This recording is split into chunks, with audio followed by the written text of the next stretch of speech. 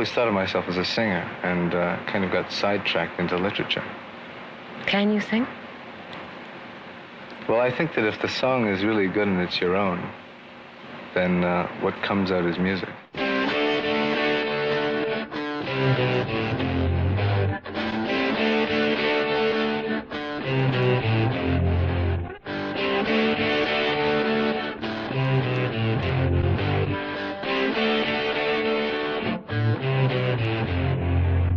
Everyone knows that the 1960s gave us great pop music, from the British invasion to America's response. That's partly because baby boomers and classic rock radio won't let us forget it. But fewer people realize that the flower power decade also gave the world a wealth of musically influential Canadian sounds. In fact, many of our biggest stars, from blonde songbirds and urban poets to revered bands and grungy rebels, got their start in the 1960s. And their essential songs form the foundation of all the Canadian music that's followed. So relax and roll them if you got them, as we flash back to the birth of the Canadian sound.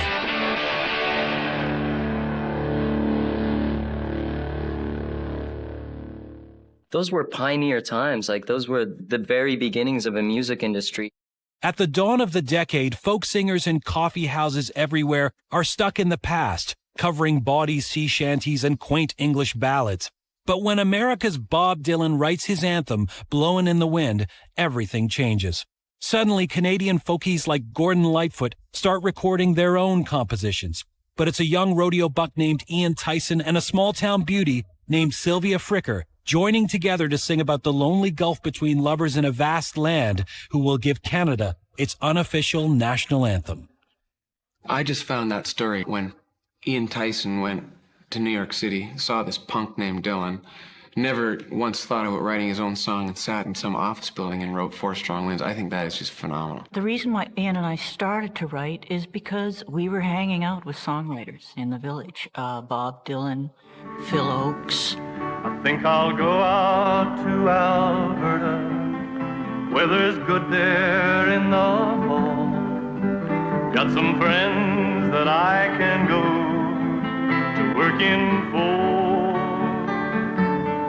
Still I wish you'd change your mind if I'd ask you one more time. But we've been through that 100 times or more.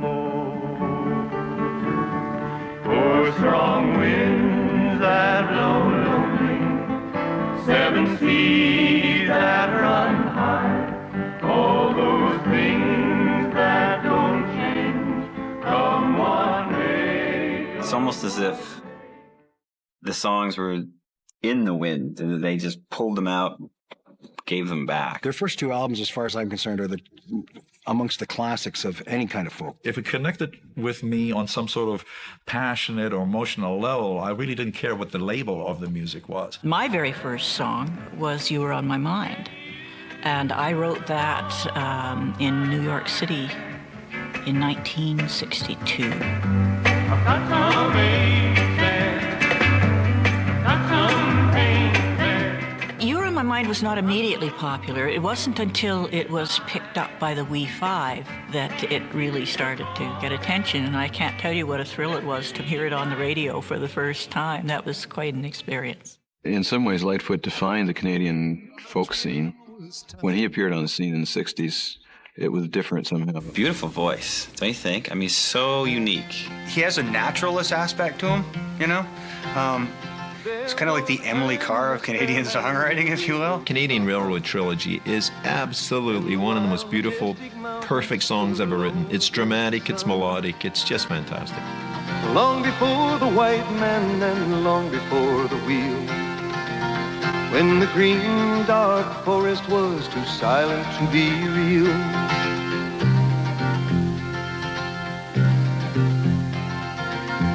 But time has no beginnings and history has no bounds. As to this verdant country they came from all around. They sailed upon her waterways and they walked the forest tall. Built the mines, mills, and the factories for the good of us all. Lightfoot coming out of small town Canada and sounding like it but being really good. It's no earthly good to me. I'm stuck here on the ground, as cold and drunk as I can be. Can't jump a jet plane like you can a freight train. You can't jump a jet plane like you can a freight train. I mean, it takes the singing hobo into the next era. You know, it goes from the dirty 30s troubadour kind of thing into the, you know, the jet age. Well, it's been recorded by a lot of people, and first, of course, by Ian and Sylvie, but eventually Dylan took a shot at it and did it really good, and Elvis, I think, is a wonderful version of it. As I've written more songs myself, I can see the real craft in them, and those recordings of those early songs are really amazing. We were in Montreal, courtesy of the record label, promoting something. And the record promotion guy took us to a little coffee house. There were about 50 of us in the audience. And Gordon came out and did an entire 60-minute set of original material. And Randy and I kept nudging each other in the ribs and saying, someday that'll be us. And when the morning came, do you remember if she dropped a name or two? Is the home team still on fire? They still win all the games. And by the way, did she mention my name?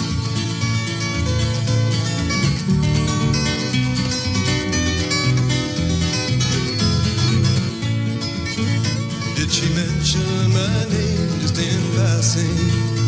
And when the talk ran high, did the look Gordon Lightfoot was a great role model for me because I had such tremendous pressure to move to the U.S. And I saw what he did. I mean, he stayed here. And he's not a myth. He's a reality. And he's a very interesting reality.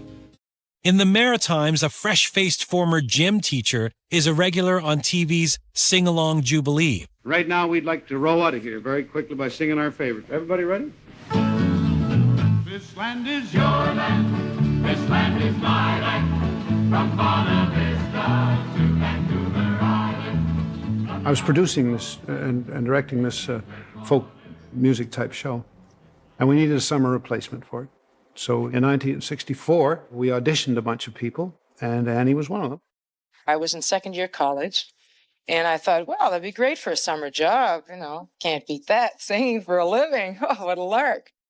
At our house, and this voice came on the TV on Sing-Along Jubilee, and I went in the living room, and I was flabbergasted about what a great voice, and the way that she was delivering the lyric knocked me right out. Well, we were just sitting there loving you, and we decided it was too much happiness, and that we were going to hear John Allen Cameron sing his second song. Bill Langstroth was core to her career. I mean, he's the one that pressed the button, basically, for her to even have a career. And he was a very endearing, smart, creative person. There was a sort of the folk music singer-songwriter scene that was up on Yorkville Avenue Road. And then there was the Yonge Street Strip, which was unbelievable. For years, blues-based music has made its way into Canada via late-night airwaves. But now, R&B finds a home on Toronto's Yonge Street Strip. The scene's biggest draw is a rockabilly singer and his drummer from Arkansas. One of our big idols for everybody in Toronto was Ronnie Hawkins and the Hawks. So we tried to sneak into the Cocktail to see Ronnie Hawkins. We tried to go to the Alma Combo. But, you know, I mean, when you're 17 and it's 21, it's a little tough. At the Concord, they split the room in half, and one half is for underage kids. You can have your plate of chips and a Coke and, you know, and go see the Hawks. He was told that there's a better career for him in Canada, so he headed off there. And he took Levon Helm with him, who's the drummer, who's also from Arkansas. Ronnie Hawkins became an overnight success in Ontario, but most of his backing band decided to stay in America. Because Ronnie Hawkins had become such a big deal, then he picked the best talents of the Toronto scene to join the Hawks. When I first joined Ronnie Hawkins, he wanted to surround himself and took great pride in having like a crackerjack, you know, group of musicians playing with him. all of a sudden we had to rehearse more. We had to keep the standards up to private practice even. It was a great time musically for us. And I do think that they really had a huge influence on the other local artists. They set a very, very high standard. During the 60s and later, I guess into the 70s, there was this sound called the Toronto sound. And it was very much based from the black music background, roots, blues, R&B. That Toronto sound, and especially the Ronnie Hawkins and the Hawks sound, became a very important part of how the music developed and how a lot of musicians developed. One Saturday afternoon, someone was there who knew me and knew my whole band was there and reported this to Hawkins. And Hawkins announced that we were there and said that we'd be getting up and playing the next set. The truth is they were all hungover and they were just looking for some band to fill in for the next set. And that was the beginning of us sort of opening. We became the opening act for Ronnie Hawkins and the Hawks. And then eventually, when the Hawks left, we just sort of stepped into their place. Then there was Bob Dylan. John Hammond recommended Dylan that you've got to check out this band. So he went to see them at a club and he liked what he saw. So he hired them initially for a couple of dates. Bob Dylan and the band toured around 1965, 1966. The only band on the strip that rivaled any of the great Ronnie Hawkins bands was maybe David Clayton Thomas and the Shays. I mean, talk about some other talent. Holy God. Now let me show you how. All around the world, baby. Come on, let's start right now. You got to walk that walk.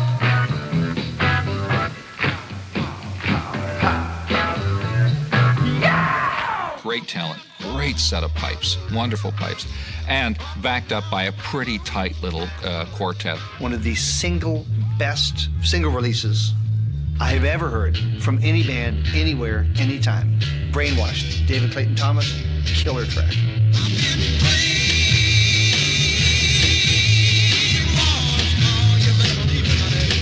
At the Torch Cabaret, where we played as the Collectors, I remember hearing on their jukebox, David Clayton Thomas, Brainwashed. And I loved that thing. Then, the Blood, Sweat, and Tears, I mean, that was huge. What goes up must come down. Spinning wheel, got to go round. Talking about your troubles, it's a crying sin. Ride a painted pony, let the spinning wheel spin. There is a town in North Ontario. Neil Young spent his early childhood in Ontario. A few years later, he got a plastic ukulele for Christmas. He took to it immediately, and later moved to acoustic guitar.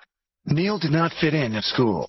He fought with bullies and got poor grades, but he loved rock and roll and started playing in a local band. I was just focused on doing the music, and that's all I really cared about. Neil dropped out of high school and devoted himself to music.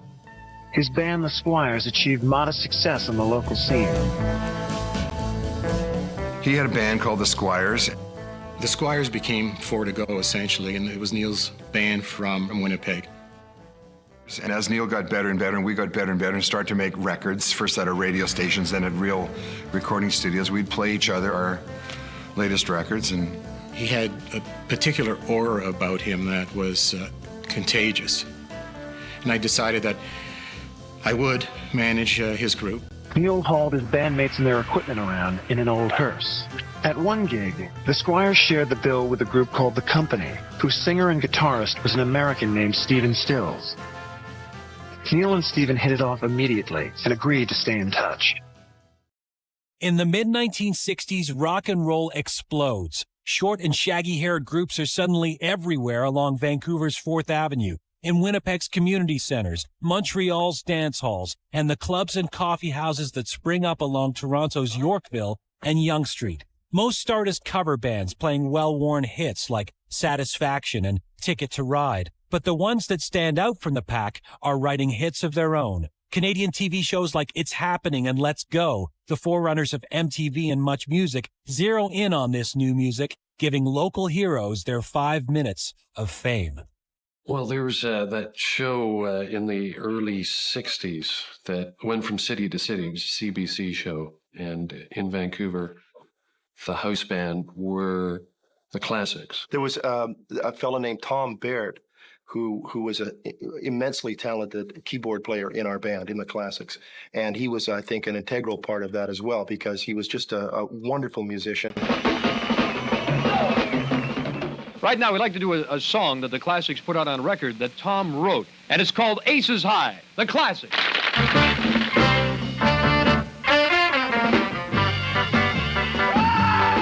It had been an audition process. A lot of the local bands had gotten involved, including probably Tommy Chong and his band. Then we ended up getting the gig. You talk about the Great Canadian Idol. That's what Music Hop, or Let's Go, was all about. And out of that, we got Tommy Chong, who was from here. Yes, in the late 60s, I played guitar in a band in Vancouver, Canada. Teamed up with a guy called Bobby Taylor, and they would appear on the show. Tom Baird co-wrote with Tommy Chong, Does Your Mama Know About Me?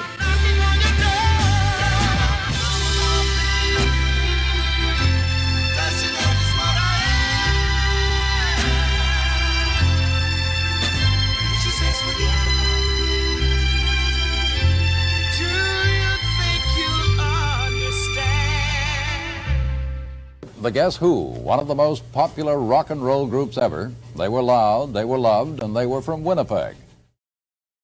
In Winnipeg, there was a basement in every block, in every little section, and our house, my mother's house, was the designated basement, where guys would just come who wanted to play guitar and drums, and would try to be like their idols, like Elvis or the Beatles or Zeppelin, and was committed to learning this new thing called rock and roll. There was a thriving band scene here in Winnipeg. At one time in high school, I was sitting in grade 10 making a list of the bands, and there were somewhere between 150 and 200 bands, all working regularly. For a city that size at that time, that was astounding. The Devrons, led by a 16-year-old sensation, Burton Cumming.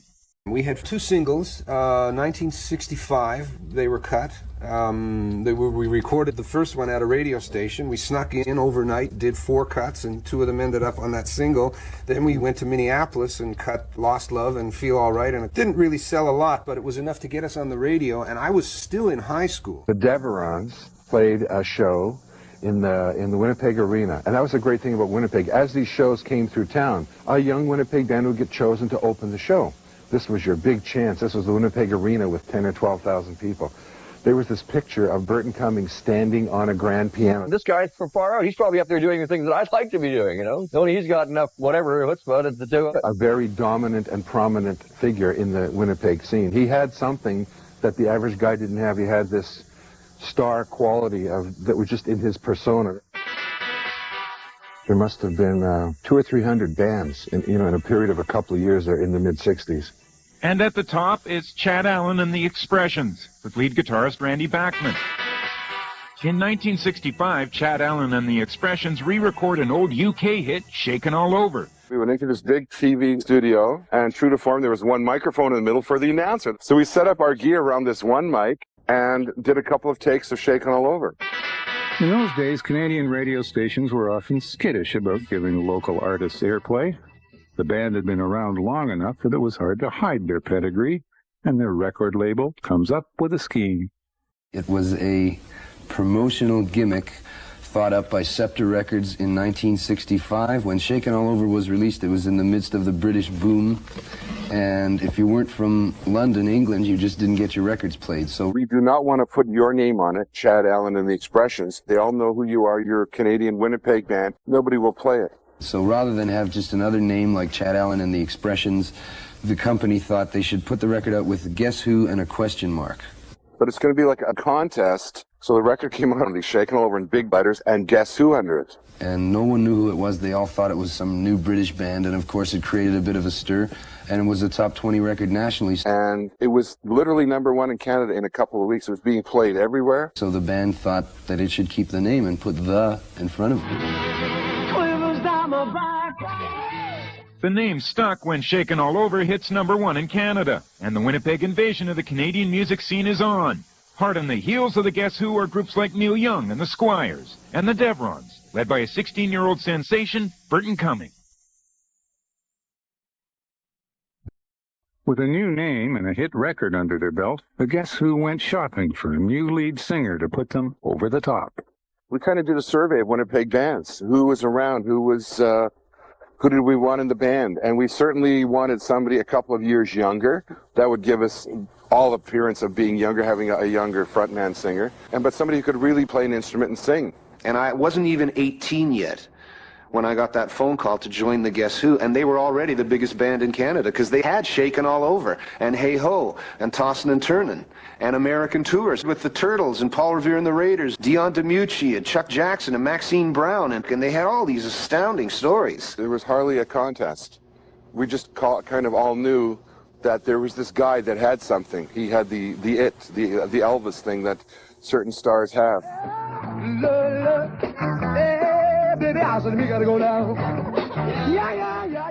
He's a rock and roll rebel. School at this point is clearly secondary. He gets suspended for a Beatle haircut and smoking, and it didn't take much to quit school altogether when he gets an offer he can't refuse. The Guess Who came calling. I said, we'd like you to join the band as our lead singer and keyboard player. I couldn't believe it, really, because they were huge already. They were big stars, and I was 17. 1965. 17-year-old Burton Cummings quits high school to join Winnipeg's biggest band, the Guess Who, with Jim Cale, Gary Peterson, and leader Randy Bachman. Burton is just 17, but already such an accomplished singer and frontman that within 6 months, the original lead singer, Chad Allen, is out. The band is set. Jim Cale on bass, Gary Peterson on drums, singer and frontman Burton Cummings, and group leader Randy Bachman. Every guy wishes that she were his girl. 1966, Burton's first year in the Guess Who. The band plays every community club and hockey arena in the West, honing the sound of Wheatfield soul. In early 1967, the Guess Who record His Girl.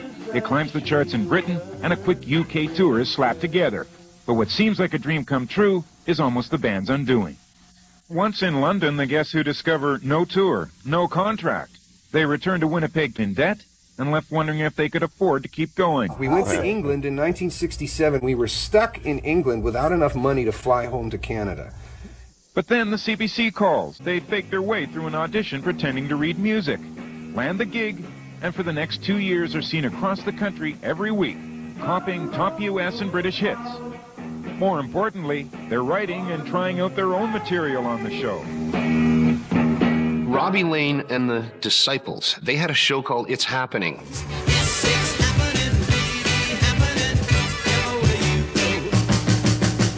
The times are changing and rearranging, and now the in crowd is not a strange thing. I know that now. We had an audience that danced, and we had guests, and we were the house band. It was a good experience for us. Yorkville Village, where many artists got their start. Gordon Lightfoot, David Clayton Thomas, Joni Mitchell, Bruce Cockburn, Neil Young. In 1964, at age 16, Rick James joined the Naval Reserves to avoid the draft, but he says he wasn't cut out for military life. After a year of service, Rick went AWOL. I went to Canada and stayed there AWOL from the Navy for about 2.5 years, which was great because that's when my musical career really got underway.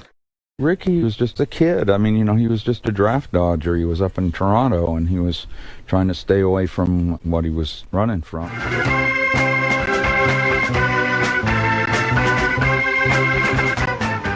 We were a house band at the Minor Club that was owned by Colin Kerr. Colin had this bird that talked and made a few noises and stuff. Hi, my name is Colin Kerr. I can't sing. During this recording, I have a live minor bird on my shoulder. His name is Raja. He's won $250,000. He's a very lucky bird. People come from all over the world just to touch his cage. Hi, Roger. Hi, Matt. Say hello to the people. Minor bird, oh minor bird, bring my darling back to me. He wanted to promote this bird and take it down to the States, and so he wanted us to record the Minor Bird song, the song that his brother had written. So the Minor Bird song is the one that we did.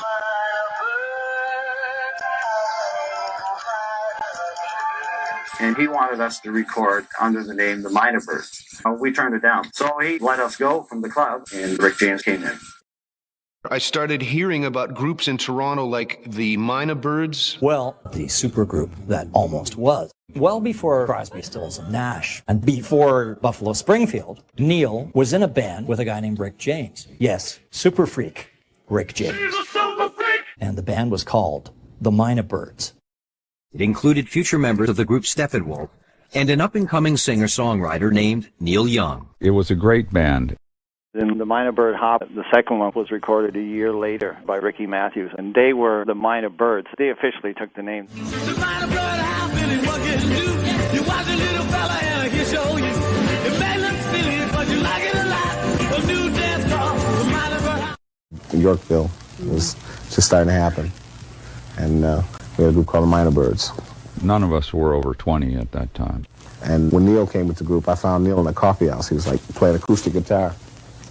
I just got up from New York and I saw the 11 Spoonful, and I blew my mind. I said, I want to go folk R&B. You know, I had a concept for soul music to be like R&B with acoustic guitars. And I ran into Neil, and he's playing in a coffee house, and I said, wow, that's perfect. The Minor Birds drove down to Detroit and auditioned for Motown. We went down to Motown. We recorded down there, and that was great. And everything was nailed down in the room. The drums are nailed down where they were. The bass was right where it was. Nobody moved anything. So we jumped on and started playing our tracks. They were fascinated. I was playing these kind of Floyd Kramer guitar riffs and stuff in a kind of an R&B groove, you know. And it was like, they were looking at me like, what's that? I was playing a 12-string. I must have had the first acoustic 12-string at Motown. We played and we had a blast. Just really great. The band signed a record deal with Motown and recorded several songs, including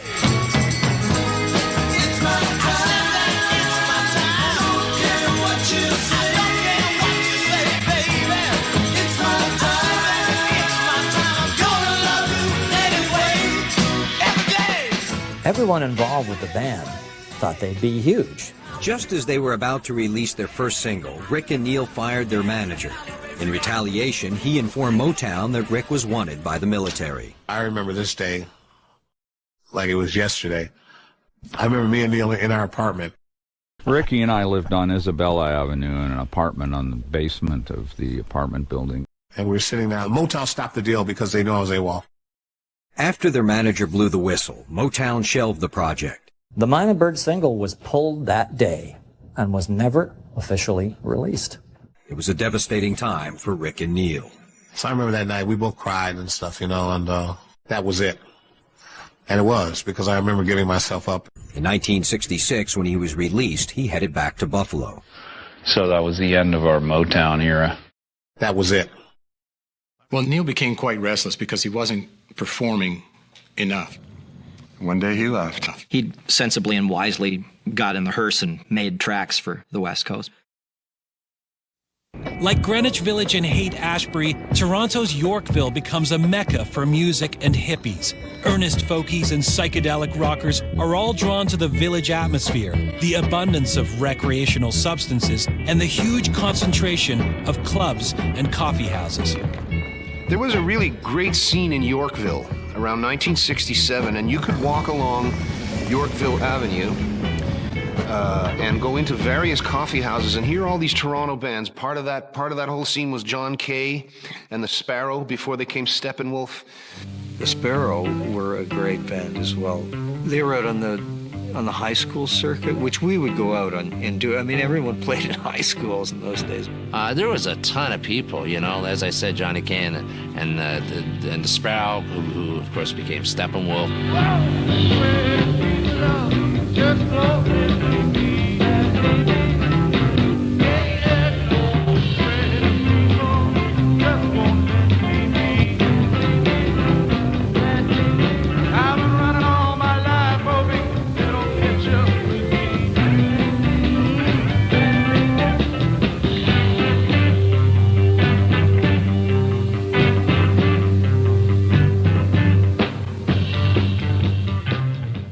There's no question that Steppenwolf has an umbilical cord that leads all the way back to Yorkville and Toronto.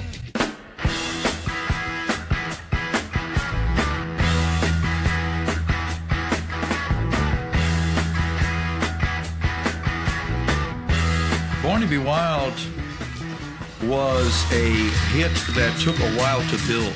I heard the song at 9 years old, and I was like, you know, you just imagine little kids air guitaring. Looking for adventure in whatever comes our way. Yeah, I gotta go make it happen. Take the world in a loving embrace. Fire all of your guns at once and explode into space. Like a true nature's child, we were all born to be wild. We can climb so high. I never wanna die. Born to be wild.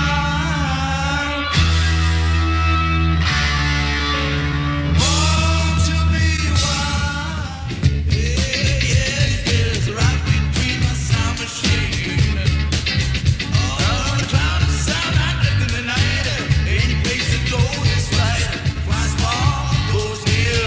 The stars away from here. Well, you don't know what we can find. Oh, why don't you come with me, little girl, on a magic carpet ride? Now, Carpet Ride started as a bass riff that Rushton Murray kept trying out during our sound checks and rehearsals. Well, it just so happened that Dennis Edmonton was in the studio when Rushton started playing this bass riff. Dennis, or Mars, started to duplicate it on the guitar. I said, I like this thing a lot. I can write something to this. About 20 minutes, the lyrics, you know, I Like to Dream, on Sound Machine, that was my new stereo system and all that.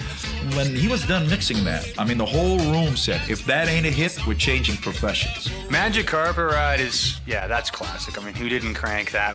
The Canadian music scene in the mid-1960s continues to thrive locally, but without any national musical infrastructure. There is no cross-country radio airplay or touring circuits, so West Coast musicians look south to the psychedelic sounds of California. Like San Francisco's Haight-Ashbury, Vancouver's music scene is based in incense-filled clubs like The Afterthought and the Retinal Circus. Dozens of adventurous bands spring up with their own mind-expanding light shows and groovy poster art. The most successful of these is the Collectors. We formed the Collectors. That evolved out of the Classics. Bill joined us, and Ross Turney, as a drummer, joined us. I had them in their first performance as the Collectors. And nobody knew where they were from, who they were, so their manager knew that he couldn't build them as a Canadian band. So he had billboards up around town saying the Collectors are coming.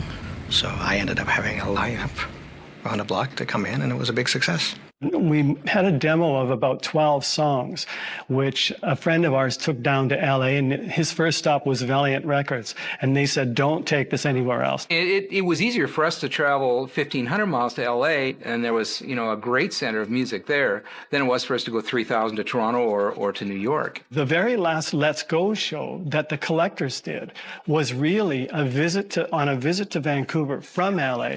So we came back and did Let's Go just as a Collectors special.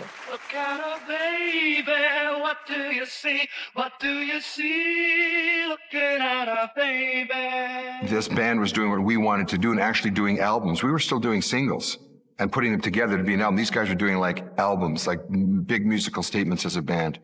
My dad brought home this record and he said, look, you guys, it's a Canadian band. Canadian. I'm Canadian.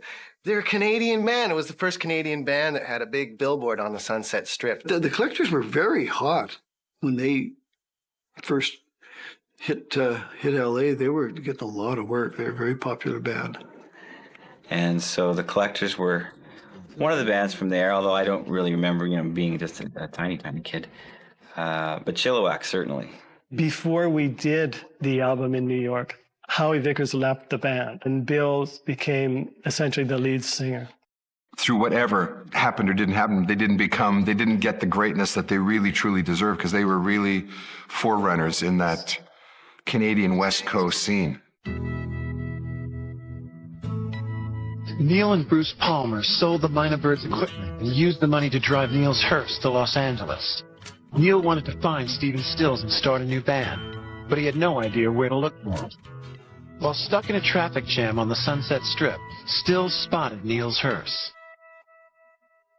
Well, Bruce and I came to Los Angeles in an old hearse to start, to try to, make stars, we're going to be stars. So we were just about to leave, and I saw him in a van going the other way on Sunset, and he stopped me, and we stopped, and we all stopped, and then we started. In 1966, Neil Young teamed up with Stephen Stills to form one of the greatest California rock bands, Buffalo Springfield.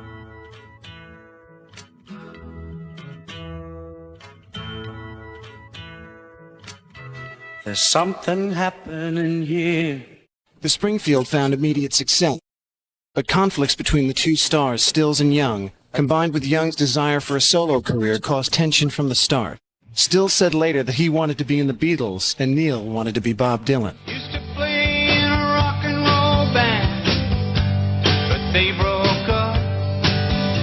In 1967, the Buffalo Springfield was at the peak of its success, but Neil Young was not enjoying fame. The relationship was a bunch of 19 and 20-year-old guys just getting something together for the first time in the spotlight of, interviews and attention that they'd never had before. We lost the ability to stay in the moment, which is what you have to do to perform. Neil shocked his bandmates by quitting the group days before the Monterey Pop Festival. And I just can't take it anymore. We were very competitive with each other in the village. And of course, the Mandela played around the corner at the Avenue Road Club, and John Lee and the Checkmates. Bring it down front. If I can help you, know that I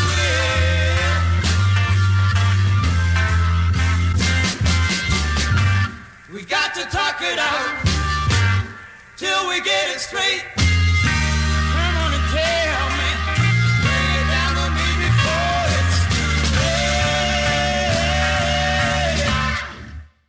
In the mid-1960s, a down and dirty new sound begins cropping up in Canadian cities. Inspired by bad boy bands like the Rolling Stones, Canadian groups throw out their suits, ducktails, and smooth R&B in favor of blue jeans, scruffy hair, and grungy three-chord rock. The music sort of developed between you were part of that mod era or the Beatles type of era that came out of Great Britain, or you were part of the Rolling Stones. So the bands that didn't dress up, look sloppy, et cetera, were the Haunted and their group of bands. The Haunted, we were, it was like the Ducks and the Haunted just sort of chased each other all over southern Ontario. In Montreal, there was, I think it was 1965, at the Montreal Forum, there's a show, and there were groups and groups from all over the place. Anyway, we thought it was a complete failure, but, the crowd went wild when we played, and when it was all over, they came on and declared us the winner.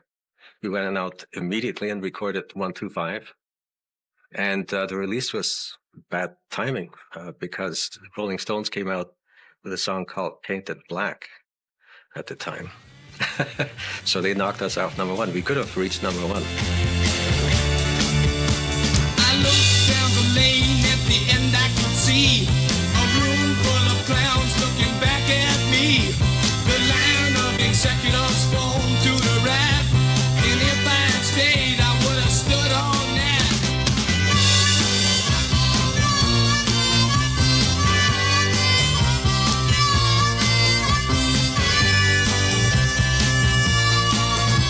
She opened up the door and said, go on in. I walked in first and pulled down the shade. She said, take it easy, don't be afraid. You've got nothing to lose, you're at a penny arcade. We didn't really want to sound or look like the Stones. We just happened to sound like them. I've had actually 3 copies of 125 that I had stolen over the years. On eBay, our album sold for $2,000, an unopened copy. It's called The Holy Grail of Garage Rock. I started hearing about groups like the Ugly Ducklings. Remember the Ugly Ducklings out of Toronto, because they got a huge push from their record company. That was big. First time maybe we even got a T-shirt or something. When we came to write our own tunes, we wrote them in what we thought was that same style as the Rolling Stones or Bo Diddley. And it turned out that no, it wasn't. It was in an Ugly Ducklings style. 'cause she's everybody's brain. Gaslight, you can turn her on to the level you desire. Gaslight, she'll light you up and set you afire. Gaslight, you better be cool or the wine never pour like. Now on eBay, the album Somewhere Outside is right up there in the stratosphere, like $750 or $1,000. Around 1980, it was bootlegged. That's when it sort of hit me that, oh, okay, well, maybe we really did create something that was substantial, you know? And now, of course, when I listen to all the other garage bands, I see that, yeah, okay, yeah, we did. Yeah, definitely if you listen to records by the Ugly Ducklings, and especially like Gaslight, or, you know, a band from Nova Scotia called the Great Scots, you know, garage bands from back then.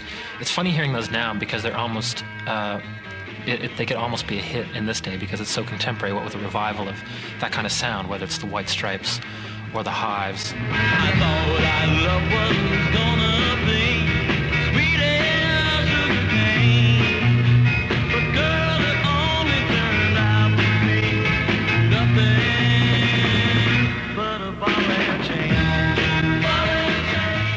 That was my dad's era. My dad's biggest recollections and most fond recollections of those bands is the fact that they came and played at his high school.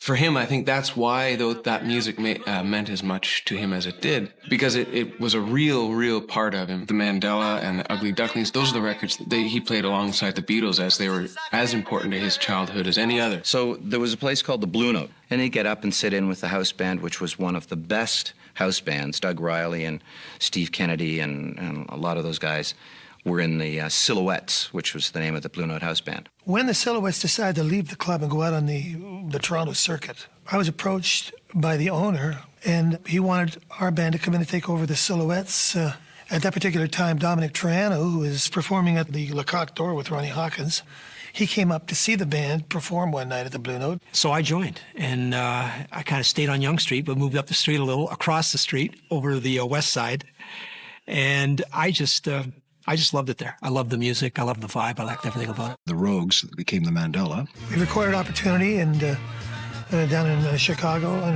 for Chess Records.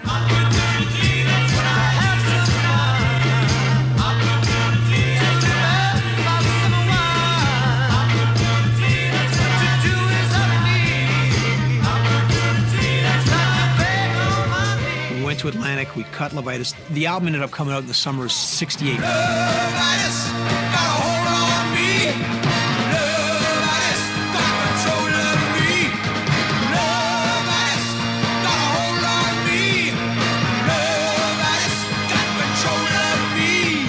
Dominic's a fine player. You know, the early records of him playing, you know, with the Mandala, still, his guitar playing was great then, and where it went to was great too. One of the great guitar players, great contemporary guitar players anywhere in the world.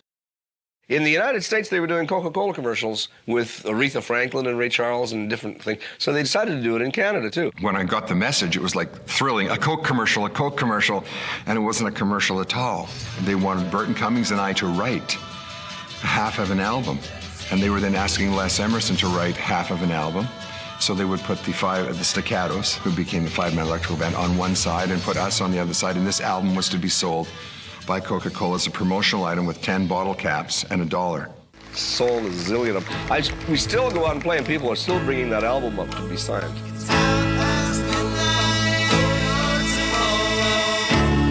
Baby, can you stay a while? There's lots more moonlight coming through my window, and you're no longer just a child. Since then, I've come to respect Les as one of the great Canadian songwriters. And the Poppers were in there with Skip before Lighthouse was ever created. There was a band that was coming across on the West Coast on this huge wave of success. You know, when I took over the management of the Poppers... He got us this gig opening up for the Airplane. Man, we opened with this song called Magic People and Think I Care, and like these drums were just thunderous, right? And I mean, people just sat there like in total shock. Tell your story that'll make you laugh, will make you cry and make you stare. Yeah, it's a story about my baby and the favorite line. She said, you think I care? She don't care. Well, then one night's out. people like from the Village Voice and so on who had come to write about the airplane, we kind of stole all the headlines. Albert Grossman wanted to manage us after that. Within about 2 weeks of that gig, I'd become partners with Albert Grossman, who then managed Bob Dylan. So he managed the Poppers, took them to New York. They did great, signed a deal. Now he knew tons more than anyone else in this country about how to do it. So he was way ahead of the game when he started managing the market. Two favorite bands, I think, from Toronto when we first got here were the Rogues, that became the Mandela, and Luke and the Apostles, both world-class great bands. Walking down the street, the people all around, act so cool and hip, you know they always bring me down. I'm walking on thin air, walking on thin air, been walking on thin air, the people always bringing me down. People always tell me that I'm getting out of reach. Wish you'd mind your business, baby, practice what you preach. Walking on thin air, you tell me that you're walking on thin air. And then Luke's band was breaking up, so we thought, oh, another singer, that would be great. And we, to me, Luke was another one of the greats from Toronto. Keith and I had a great blend. Like sometimes voices are that much different. Harmonically, they blend. I started hearing about groups in Toronto like Kensington Market, who had a singer named Keith Mackay. Very, very good band. They cut some tremendous records. Keith played some songs that he had written, which I thought were really quite spectacular at the time. Say please to give you to be with, to see with here instead. La la la la la la la la.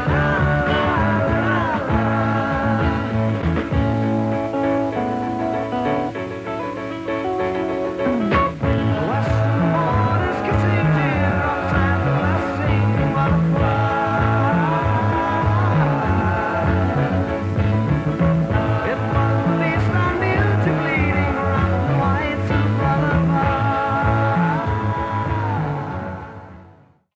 While Toronto's Yorkville is making noise as a cultural hotspot, in Montreal, a not-so-quiet revolution is rocking in both official languages.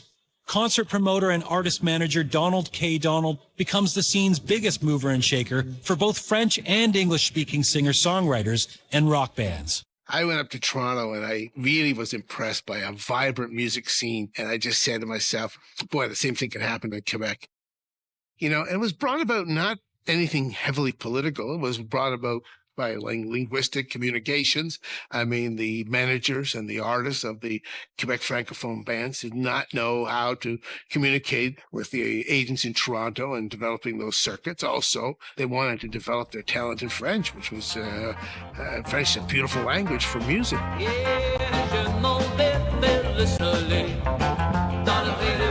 We grew up in Montreal during that era, and we had the benefit of two things: great music stores in Montreal at the time, lots of great independent music stores. But the main thing is we had Chaume FM, and they played everything and anything, and not just the huge acts that were happening at the time, but also a lot of the French Canadian acts like Robert Charlebois. Je suis un Hells Angels à pied. Je roule la bille sur du papier. Well, Burton joined the band in '66, and that summer we decided to tour Saskatchewan. And we saw an incredible thing. A girl right out of high school, Joni Mitchell, and she played these incredible songs she had just written. Joni moved to the Chelsea district of New York and began touring up and down the East Coast. It was at one of her shows in Florida that she met ex-Byrds member David Crosby.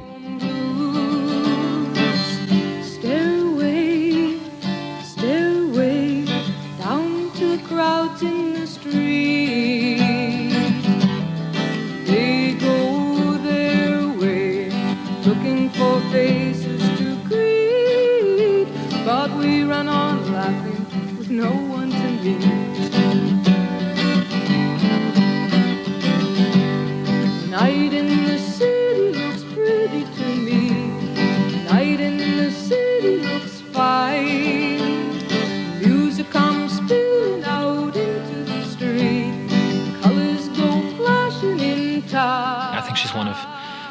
probably the most unrecognized guitar players in Canada, for sure. She's one of my favorite guitar players.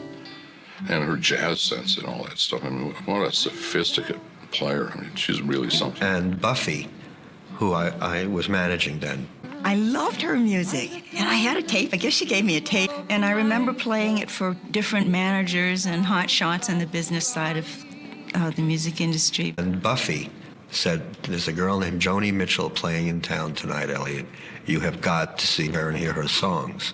I literally quit my job and went on the road the next morning, literally the next morning. So Looked at life from both sides now, from win and lose, and still somehow it's life's illusions. I recall, I really don't know life at all. Young walked out on the Buffalo Springfield just before the 1967 Monterey Pop Festival. Stephen asked David Crosby of the Byrds to fill in.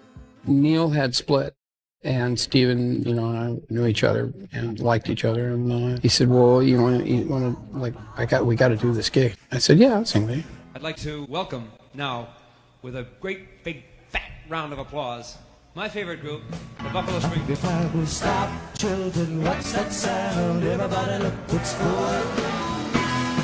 What's that sound? Everybody look what's going down. Crosby was also performing at the festival with the Byrds, who were at the height of their success. Between Sundance Village and Midnight's broken toll. Crosby was having troubles with his bandmates Chris Hillman and Roger McGuinn. Troubles that were magnified by his performing with Buffalo Springfield. The Buffalo Springfield, who was really the Byrds' arch rivals, that was the straw that broke the camel's back as far as Crosby was concerned. 8 miles high, and when you touch down. They said, "Well, we think we'll do better without you." When Buffalo Springfield split for good, Crosby and Stills decided to team up. Basically, me and Crosby were hanging out. David's house became a popular hangout for young musicians like Stephen Stills, Neil Young, and Joni Mitchell. In the fall of 1967, Cass Elliot of the Mamas and the Papas stopped by with Graham Nash of the British group The Hollies. And then Cass comes up and whispers to me, "Do you think you guys need a harmony singer?" Cass Elliot of the Mamas and the Papas introduced David and Stephen to the English pop star Graham Nash. In the summer of 1968, Crosby, Stills, and Nash sang together for the first time in Laurel Canyon. I think about 100 years ago, how my fathers played. A fluke meeting between a trio of Western Canadian folkies and 3 of Ottawa's plugged-in musicians attracts the attention of Cass Elliot of the Mamas and the Papas, who promptly produces their first album. One of the singles we put out was a Bruce Cockburn song called Bird Without Wings. The second half of the 60s, I was in and out of a number of different bands. I learned a lot, but I didn't really have much of a sense of direction until the end of that decade. And on the B-side was a Mary McLaughlin song called Coat of Many Colors.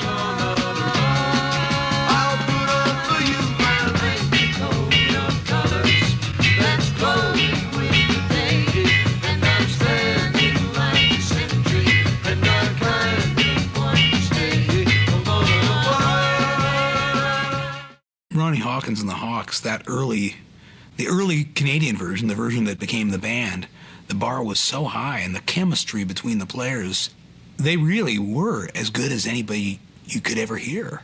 Groundbreaking Canadian Americans who brought Americana to its home. Take a load off Benny. Take a load for free. The band are one of the most revered and influential groups of musicians of all time. The music from Big Pink influenced everyone from the Beatles to the Beach Boys, Eric Clapton to Led Zeppelin.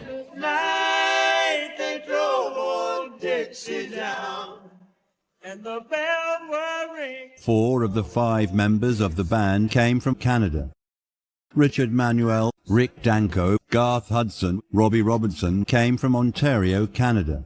Levon Helm was the only member to come from America. One of the first things I think of when I think of the band is just musicianship. and guys who were really into musicianship and being players. And Robbie and the rest of the band, Levon and Richard and Rick and Garth, they were just really cool.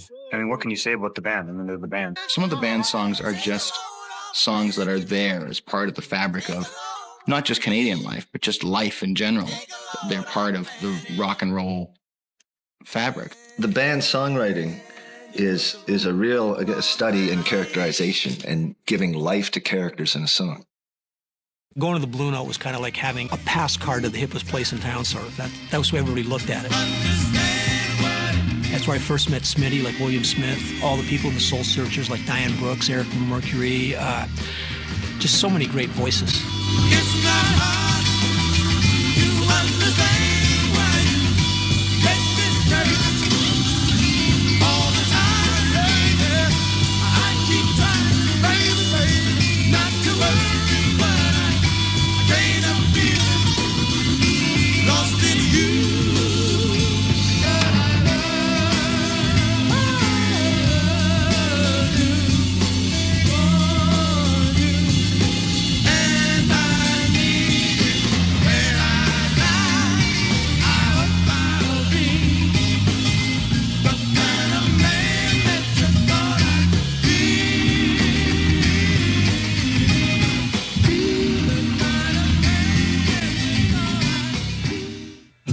Ben Gunning and I were in a record store, and we were looking through these records, and there was a guy behind the counter playing this record called Great Speckled Bird, which is, Ian and Sylvia Tyson. You are my smiling wine. Great songs, great guitar playing, it's got that great sort of funky country thing going. I think Amos Garrett is about as recognizable a guitar player as anyone who's ever walked the planet. Brilliantly original in what he was doing. When he and Sylvia decided to change from being an acoustic duo to an electric band, they really conceptualized the prototype of all what became known as country rock. He certainly helped us to bridge that gap between acoustic and electric music. Mary offered me the job of arranging or producing Leonard Cohen's first album. I think she played me a couple of demo tapes of just Leonard playing solo guitar and singing, and I said, I don't know what to do with this. I passed. God almighty, that album sold like 3 million copies or something like that. It was a huge sale in those days. Now Suzanne takes your hand. She leads you to the river. She's wearing rags and feathers from Salvation Army counters. The most dignified guy in the pantheon of Canadian songwriters is Leonard Cohen. And if you remember his induction into the Hall of Fame, where he just read The Tower of Song. And that was, we all knew it. And still it was so moving. It was just such an incredible depiction of what it's like to be a songwriter.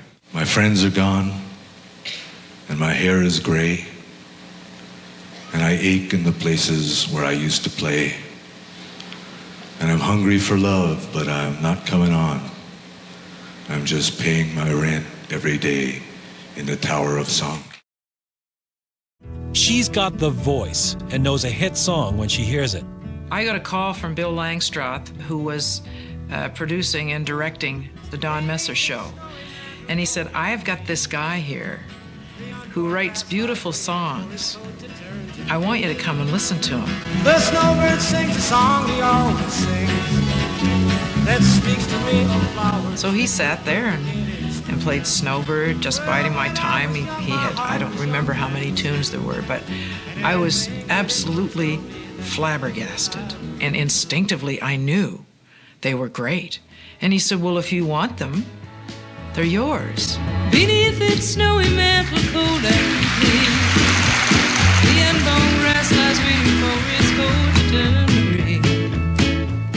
I knew there was something there, and I couldn't wait to get into the studio to record, and Brian was ready to go. And so finally in '68, I went to Toronto, and we recorded an album called What About Me? And in order for us to record that album, I had to get his guitars out of Hawk. It was the beginning of a beautiful relationship. By the late 1960s, several other acts make noise south of the border. 3 signed international deals. Ian and Sylvia's cool country rock band Great Speckled Bird, Nova Scotia's Anne Murray, and Montreal's Leonard Cohen, whose songs are first launched by hipster Yorkville folk rockers, the Stormy Clovers. Susan Janes of the Stormy Clovers, she really had a vision, and so it would be natural that she would be drawn to Leonard. They were doing Leonard Cohen material. That's the first time I ever heard Suzanne. Suzanne takes you down to her place near the river. You can hear the boats go by. Winnipeg's The Guess Who get the gig as the Let's Go house band, covering hits by acts like The Doors and Vanilla Fudge. It saved our lives. It got us it got Burton Cummings and I trained into copying songs and writing our own little charts and then writing our own music. The start of the second season, Larry Brown, the CBC producer, said, you know, I hear that you and Randy are writing some songs. Why don't you write a couple of original songs, play them for me, and if I like them, you can do them on the show. Then in 1969, when we got with RCA, we had a rash of hit singles, starting with These Eyes, Laughing, Undone, No Time, American Woman, etc., etc. The new Guess Who scores first time out as Burton sings lead on the ballad These Eyes. Cry every night for you. These arms long to hold you again. It was numbing at the time to think that this song that came out of these little beginnings was suddenly everywhere. These Eyes takes the album Wheatfield Soul top 10 in Canada. And for the first time, the Guess Who cracked the American top 10, going all the way to number 6 in the spring of 1969. I remember very, very clearly getting the gold record from Dick Clark for These Eyes on American Bandstand. I came back to Winnipeg, hung the gold record on the wall. These were the things that you read about, but this didn't happen to you personally. You know, it was a magical time. Just 3 months after These Eyes from Wheatfield Soul, they follow up with Laughing from the album Canned Wheat. But I cry because your love has passed me by. You took me by surprise. You didn't realize that I was waiting. Cause you do it to me. It ain't the way it should be. You took away everything I had to learn. And as Laughing slips down the charts, DJs flip the 45 and Undone starts to climb. She's come undone. She didn't know what she was headed for. And when I found what she was headed for, it was too late. She's come undone. Gentle rain, no time. Then, No Time.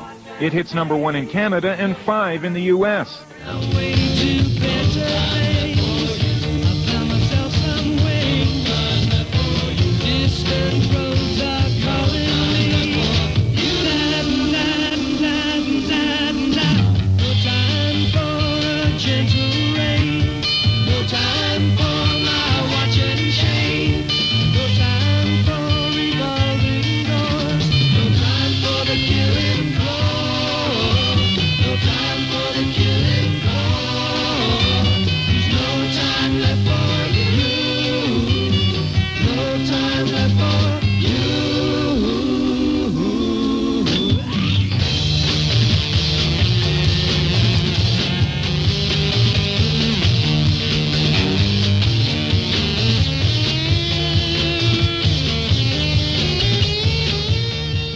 He plays guitar like a songwriter. At the end of the day, he always still plays the song as he conceived it in his head. His guitar solos are always just really memorable parts. I mean, he had a lot of influences. He'd listen to country music, he'd listen to a little jazz, he'd listen to this, and it all kind of came out in his solos. And so with the Lenny Bro finger picking and the little bit of jazz here and there and the Hank Marvin thing, suddenly I had a guitar style that I'd put together.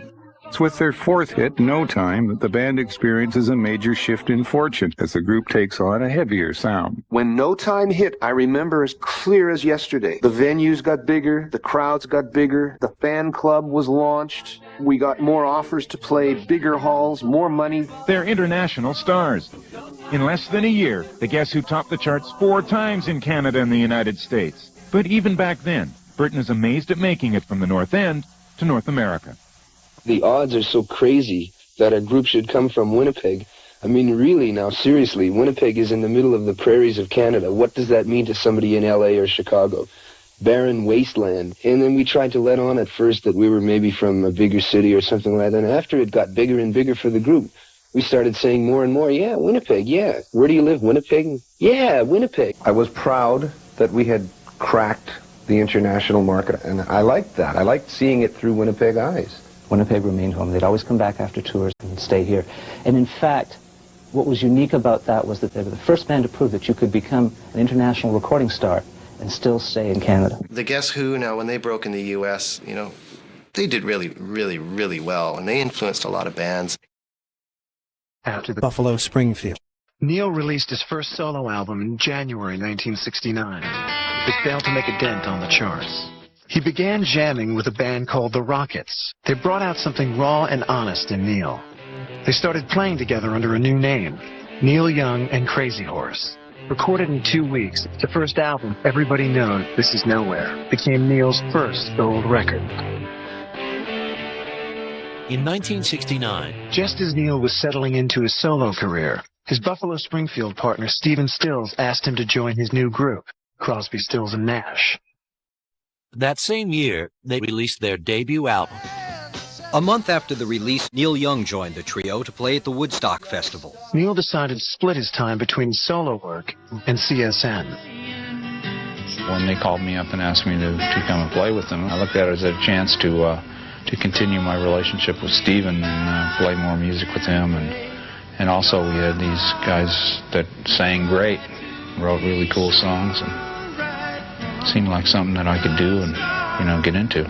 The band officially changed its name to Crosby, Stills, Nash & Young and went to perform their first gig in Chicago. 1 week later, they had their second performance. They performed in front of 500,000 people at Woodstock and were joined for the first time by Neil Young. Though everyone had heard their album, they had only performed together once before an audience. This is our second gig. This is the second time we've ever played in front of people, man. We're scared.